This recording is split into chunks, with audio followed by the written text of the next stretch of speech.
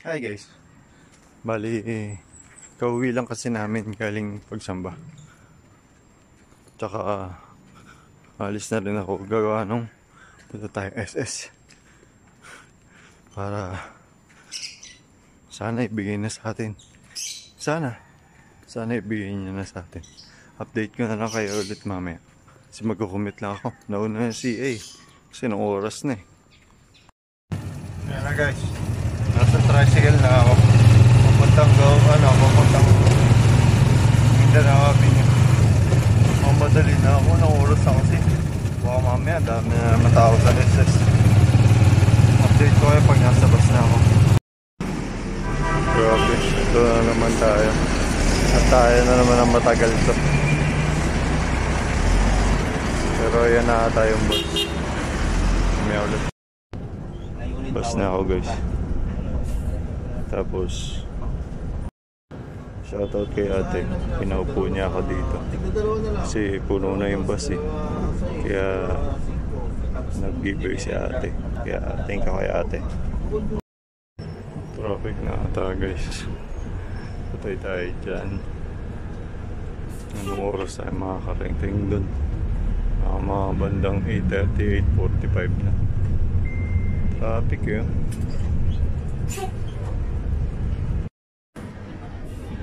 Medyo malapit na sa circle.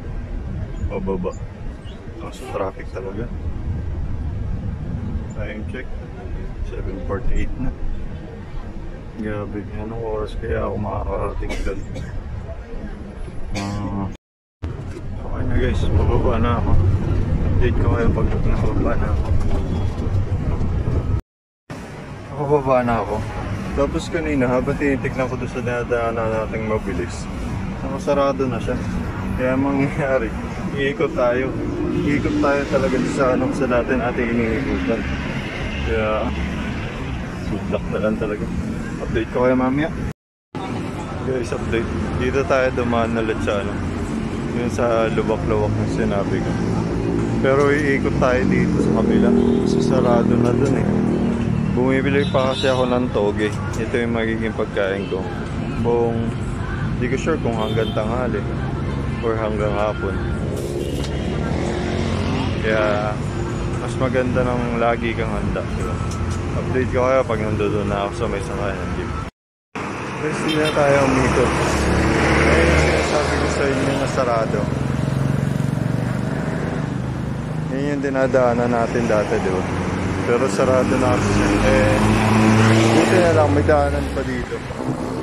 Yan ang ginawa ko, dyan na lang ako tumawid ako. Inassist na lang ako ng aso. Yun. Kaya oras na, 8:08 na. Kaya. Kala ko iikot pa tayo eh. Update ko na kayo ulit mamaya pag nandun na ako. Sasakay na kasi ako ng jeep. Sasakay na ako ng jeep. Puntang SSS Diliman. Update ko kayo pag nandun na ako. Grabe si kuya yung jeep. Sabi ko SSS Diliman na ako ibaba. Binaba ako dito na sa Timog. Kaya sumakay ako ulit. Nagmamadali naman ako eh. At yun, nakababa na ako dito sa Grabe talaga si kuya. Ilang beses ako nagsabi SS Diliman lang. Tapos binaba pa ako dito sa Timog. Tapos sabi niya, hindi ko kasi naririnig. Yung mga ibang pasahero nagsasabi na rin na hindi ko kayang ewan. Update ko kayo ulit mamaya. Update guys. Grabe ang daming tao. As in sobra. Napakarami. Ano naman. Pero at least nandito na rin ako. Gantay na lang tayo. Kuha lang ako number ko dito para pumili tayo dito. Mabilis lang naman pala yung nakapila dito. Pero ang dami talaga. Mas meron pa dun.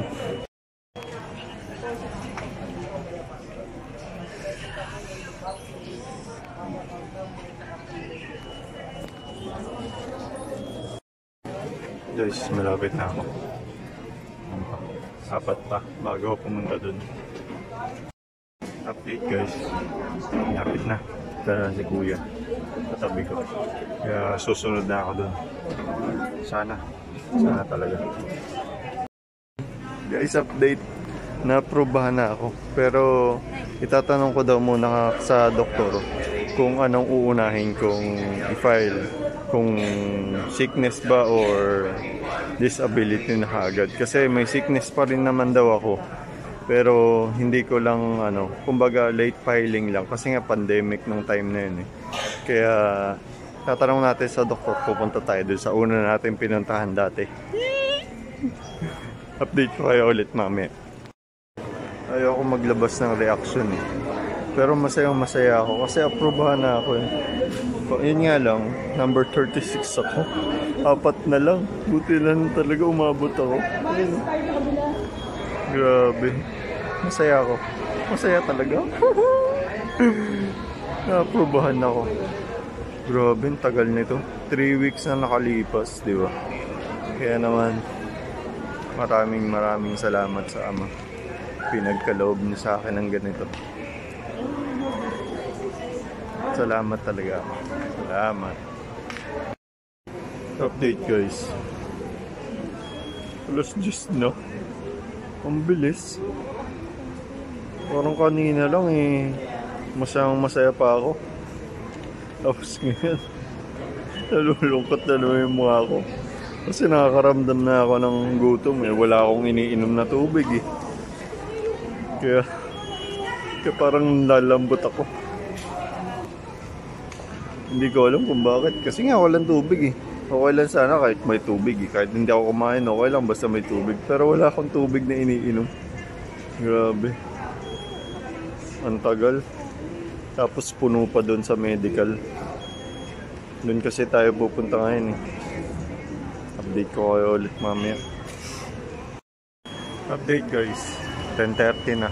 Tapos number 35 na yung tinawag. Pero pipila pa rin naman yun sa loob. Antayin ko na lang yung number ko tapos pupunta na rin ako doon. Antayin ko pa yung number ko, siyempre. Hindi naman pwedeng pupunta tayo doon kaagad. Utal-utal na ako. Nagugutom na ako. Wala kasing tubig eh. Yung sa CR naman kasi di sa pag-ano pero uminom na mga kahit anong tubig. Kaso yung sa CR masaklap yung amoy. Kaya isin na lang. Update ko kayo ulit mamaya. Binaba ko na yung buhok ko kasi lamig. Hi guys, update. Nandito na ako sa kabila. Nandito na sa unang-una natin pinunta. At nagbago na yung number ko. Number 36. Grabe. Alas 11 na. Hindi ko in-expect. Ang dami pa nasa loob. Hindi ko sure kung nakikita. Basta maraming tao sa loob. Date ko kayo ulit namin. Ayan. Maraming tao sa loob. As in, madami pa talaga. Doon tayo pupunta eh. Sa medical. Doon tayo sa dulo. Hi guys. Update. Bali, nandito na ako sa loob. Nandito na ako sa loob. Doon tayo pupunta sa medical. Yun, kay ate. Doon tayo doon tayo magpa-file ng ano ba unahin natin? Sickness. Bago natin i-file yung disability. Kaya update ko na lang kayo kapag nandun na. Guys, update. Mag-aalas 12 na.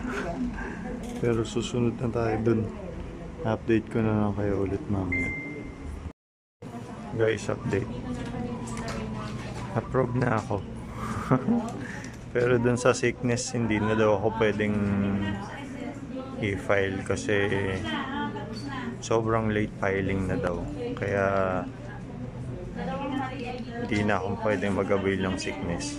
Pero yung disability, ito na, na-aprobahan na. Kaya thank you kay ate. Thank you sa mga tumulong sa akin ngayong araw, sa mga sumuporto sa akin ngayong araw. Sobrang salamat. Update ko kayo mamaya pagtapos ko dito. Okay.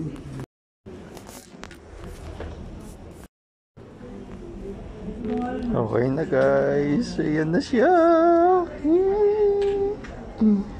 Pero yun nga, gaya ng sinabi ko, yung sa disability, yung sa sickness, mas maganda sana kung na-aprobahan din eh. Kaso ang tagal na din daw kasi, as in sobrang tagal na talaga.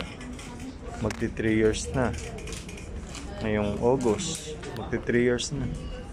Pero sabi nga ni doktor, kung na-file nyo yan, naipasa na namin lahat ng sickness that time. Pero ang sabi kasi ni mama sa akin, nag-file daw siya ng sickness. Pero hindi ko sure, hindi ko natanong kung anong buwan niya ba pinail. Pagka tatawagan ko na lang ulit si mama pag uwi ko. Antayin ko pa kasi yung ID ko kasi pinasa-xerox pa eh. Importante, mag-aantay na lang ako dito. 2 to 3 months daw. Yun ang sabi. Kung may papasok na dun sa video. Dun sa account ko. Sobrang saya ko. Sobrang saya. Hindi man ako sumasahod kay Facebook. Biniyayaan naman ako ng ibang paraan. Biniyayaan ako ng iba. Ng ama. Kaya wala kayo dyan sa Facebook. Mas malakas yung kapit ko. Maraming salamat ama sa patuloy mong paggabay, patnubay at sa binigay mo sa akin ngayong biyaya. Salamat po ng napakarami. Grabe guys, alauna na pala. Sobrang saya ko, hindi ko naalala yung oras. Grabe. Hindi pa ako makain. Mas nangingibabaw sa akin ngayon yung saya. Yung saya ng ang tagal kong inasikaso, ano mo yun. Kaya yun yung pinaka yun yung pinaka nagpapabusog sa akin. Kahit nga good, kahit nga hindi ko rin nakaramdaman. Masaya ako. Update ko kayo ulit mamaya. At yun, natapos na tayo sa journey natin. Na-aprobahan na tayo. At mag-aantay na lang tayo ng 2 to 3 months. Kung kailan nila ibibigay, ay ihuhulog dun yung pera sa bank account natin. Grabe, hindi ako nakakaramdam ng gutom. Nawala yung gutom ko kanina. Simula nung nalaman kong approve ako, sobrang saya ko. Kaya, then may toge pa naman ako dito. Tapos sasakay na rin ako kasi anong oras na? Magpapagupit pa tayo. Dahil magsasanta na, kailangan maayos yung itsura natin. Kaya mamaya na lang pag nasa jeep na ako. Thank you. Thank you. Thank you Lord. Ayan guys, nakasakay na tayo ng jeep. Mainit pala dito sa labas. Pero sa loob, sobrang nanginginig ako, sobrang lamig. Pero dito, mainit. Pero hindi ko pa siya nararamdaman. Kaya update ko kayo kapag nakasakay na ako ng bus. Kasi papagupit pa tayo. Ayun, nakababa na ako dito sa may sakayan ng bus. Nauhaw na ako eh. Hanap lang muna ako na may inom ko. Tapos kakainin ko na rin yung toge ko. Update ko kaya pag nasa bus na ako. Dito na tayo sa bus guys. Grabe init sa labas. Sobra. Basta sobrang init. Nakapangina. Update ko na lang kayo kapag nakababa na ako. Kasi maghahanap pa ako ng barbershop. Yung mura lang syempre. Kasi wala tayong pera eh. Kaya doon lang tayo sa mumura eh. Mamaya ulit. Biyahe na kami guys.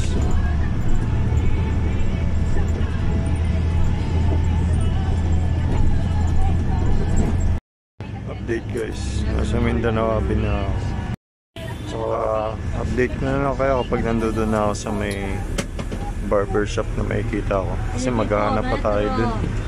Hindi ko alam kung saan banda mayroong barbershop dun. Kaya update ko na lang kayo ulit mamaya. Grabe haircut dito, 150. Hindi, dapat doon na lang ako sa kaibigan ko. Kaya nga ako naghahanap ng mas mura eh.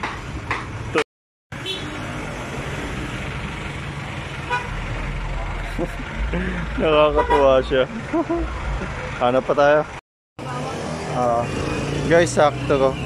Nakakita ko ng mani. Ayos to. Ito na yung almusal ko, tanghalian ko, tsaka merienda ko. Maliban doon sa to, ginakinain ko kanina. Damihan mo rin silat eh, para mas masarap. Na-plastic ko na lang kayo ilagay. Oo, pwede. Oo, sige. Tapos dito nga pala yung sakayan ng tricycle. Eh kaso, wala naman tayo nakakitang barbershop. Kaya maghahanap pa tayo. Baka umabot na tayo doon sa kapilya. Update ko kayo ulit mamaya. Abot nga talaga tayo ng banlat. Doon tayo magpapagupit. Katabi lang siya ng... Alas katabi lang ng kapilya. Doon na tayo magpapagupit. Kaya makikita pa rin natin yung kapilya. Yung magpapalakas sa atin. Diba? Update ko kayo ulit. Grabe, di ko kaya init. Sobra. Pero ayos lang. Andito naman na ako eh. Oh.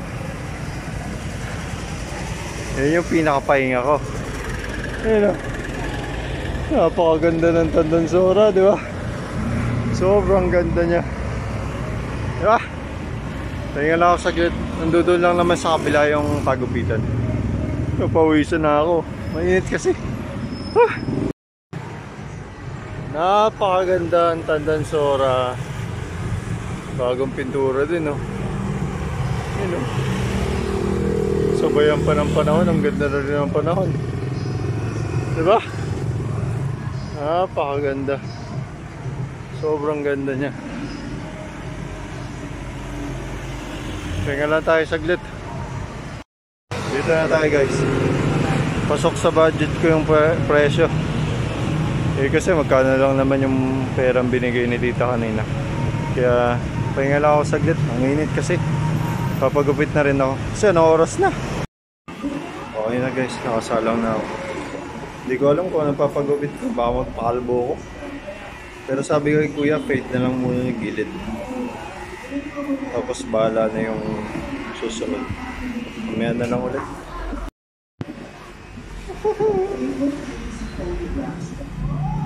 Ganyan, okay na yan, di ba? Mas maganda yung ganyan. Ayun guys, tapos na tayo magpagupit. At saka, pwede na yan, di ba? Halagang 80, okay na yan. Wala naman tayong pera, di ba? Kaya naman, mag-aantay lang ako ng tricycle. Dito na rin ako sasakay. Habang nandito tayo. Di ba? Napakaganda talaga ng Tandansora, no? Sobrang ganda niya. Tingnan lang ako saglit. Tapos mag-aantay tayo ng tricycle. Kasi dyan na tayo sasakay. Mamaya ulit. Ayun guys, nakasakay na ako ng tricycle. Grabe init. Update na lang ako mamaya pag nasa bahay na ako. At yan, nakauwi na tayo ng Payapat Ligtas. Grabe, nung oras na. Mag-alas 4 na. Ay, thank you sa lahat. Lalo sa ama. Maraming salamat. Bukas ulit.